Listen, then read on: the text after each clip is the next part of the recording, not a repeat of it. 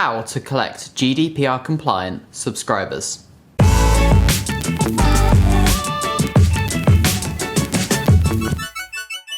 GDPR represents the natural evolution of email marketing, helping to build trust between you and your customers. It can change how we build our mailing lists, however.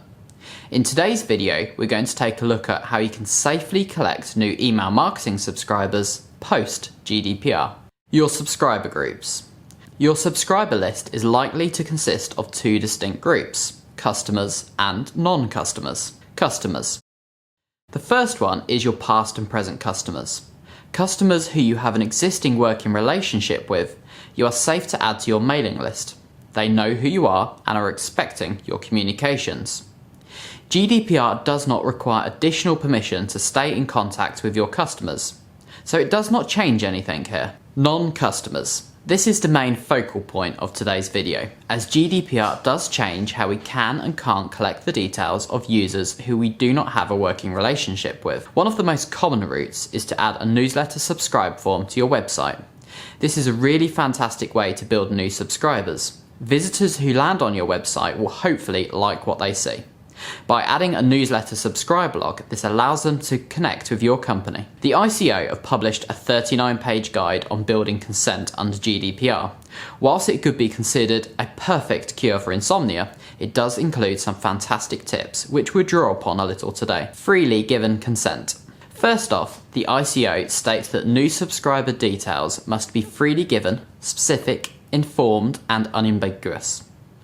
In a nutshell, on your newsletter subscribe log, provide a quick statement outlining to the user what they are giving their email address for. For example, if it's to join your weekly tips newsletter, let them know this. Focus on being open and transparent. It builds trust. So perhaps add a quick sentence saying, tick the box to join our weekly top holiday destination guide newsletter. This one sentence explains how often they can expect to receive your email, so that's once a week, and what it will contain, so your holiday destination guide. There's no need to complicate things with legal speak and 100-page terms of service. That one sentence completely covers you from a GDPR consent perspective. Positive opt-in.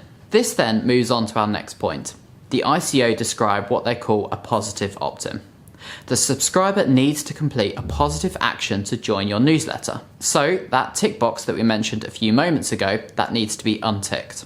The user needs to put a tick in the box to subscribe. This is something everyone is now adopting. The ICO, we see, are giving companies a little grace period before having to get everything dead right. Now, a co-worker of mine pointed out last week, when booking with a big hotel chain in the UK, they still had that consent box pre-ticked. But for us all, it's a learning period. Don't bury consent in terms of service.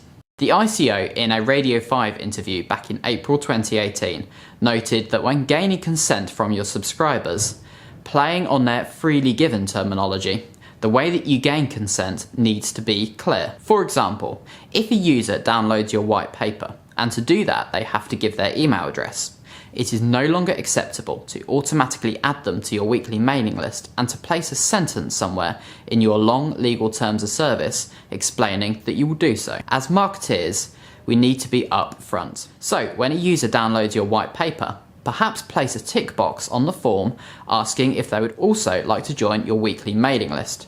This is touching upon the approach that we discussed a few moments ago. Make it easy for consent to be withdrawn. With any email marketing campaign, you should always make it easy for your users to unsubscribe. If a user no longer wants to be there, they will not be interacting with your mailer and they will not be motivated to read it.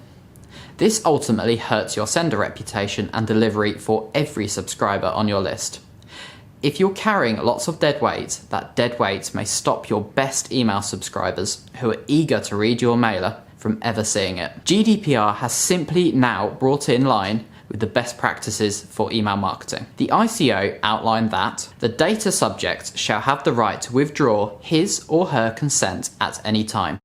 It shall be as easy to withdraw consent as it was to give it. So this means that if a subscriber no longer wants to be there, make it easy for them to remove themselves. If you're an email blaster customer, perhaps this is something which you do not need to give too much thought, as any campaign that you send will automatically include the safe remove block. This gives subscribers a clear, easy way to opt out. Keep evidence of when consent was given. The controller should be able to demonstrate that the data subject has given consent to the processing operation. That's what the ICO say. So, in a nutshell, GDPR asks us as marketeers to keep a record of when consent was given. If Bob, one of your subscribers, phones up and asks for a quick reminder of how he joined your list, this information you need to be able to provide Bob with. If you're using the Email Blast to Subscribe app and have a subscribe form on your website, again, this is something that the software is almost fully automating for you. When a user gives consent through an Email Blast to Subscribe form, a record of consent is automatically stored. This includes the date stamp of when the user joined, their IP address, and the subscribe form they used to join.